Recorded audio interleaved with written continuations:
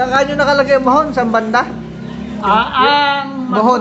Magmula ng Mohon sa Pico de Oro. Sa bundok. Sa bundok ng Sa Pico. bundok, sa itaas yun. Sa ibabaw, doon sa may tawag na Monolith. Tapat-Angin. Monolith kung tawagin. Monolith. Buhay na buhay yun hanggang ngayon. Yung tuktok ano? Oo. Ngayon, tumatama yun dito sa Mohon ng Mugeo Island. Mugeo Island. Yung Mugeo Island na Mohon na giniba naman ng tao, tumatama sa dulo ng Carabao Island. Sa dulo ng Carabao. May mohon din yun. Tapos, yung magmula sa Mugeo, tumatama naman dito sa may Limbones.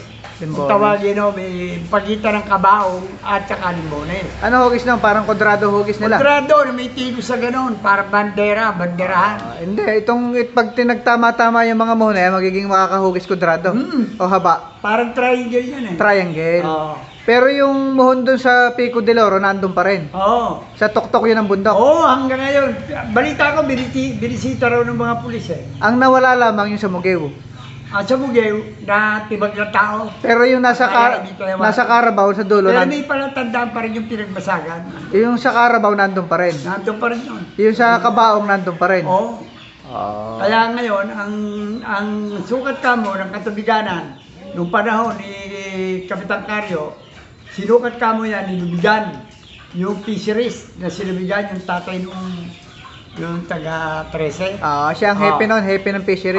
Siya ang pataas. Yung aquatic, Ang sukat kamo noon, 150 hectare ang katubiganan na sakop ng Margondon, ng Patuan. Saan bang banda yung Cabaong na sinasabi? Yung pagitan ng Limbones at saka Limbones at Cabaong. Tama. Pagitan naman ng Patuan at Cabaong yun. Yun nasa dulo, yung talampas doon sa dulo. Kaya Limbones, sakop din ang Maragondon sakop natin lahat yan mga yan.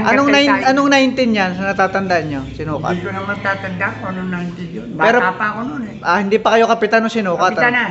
Kapitan na?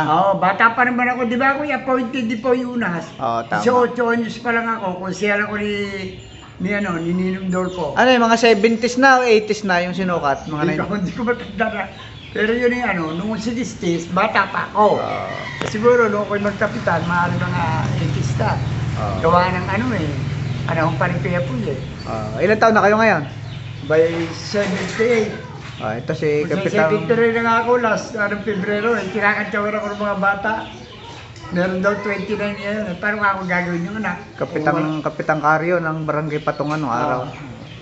At saka mong January na yan, huwag na kamo ninyong pagawayan yan. Ang sabi sa akin, ni Kapitan Carrio, wala pa raw may-ari niyan dahil wala pang binabayaran ang gobyerno. Ang public works, wala pang binabayaran kung sino ang tunay na may-ari. Military reservation? Military reservation. Yun yung katigas mo. Kahit sino mga tao, mga taga-Kuwari, mga kausap. Pati ang tunnel pasok sa Maragondon yan Basta kamo yung lugar na yan, ang Kuwari yan. Saan bandang boundary ng Ternate at Maragondon? Sinalam? Mare. Diyan. Kasi hindi ko masyadong, ngayon na lang naman nagkakaroon tayo ng crane dyan Lumayos ang sukat Ayun si Kapitan Carrio ng Patungan. Kaya,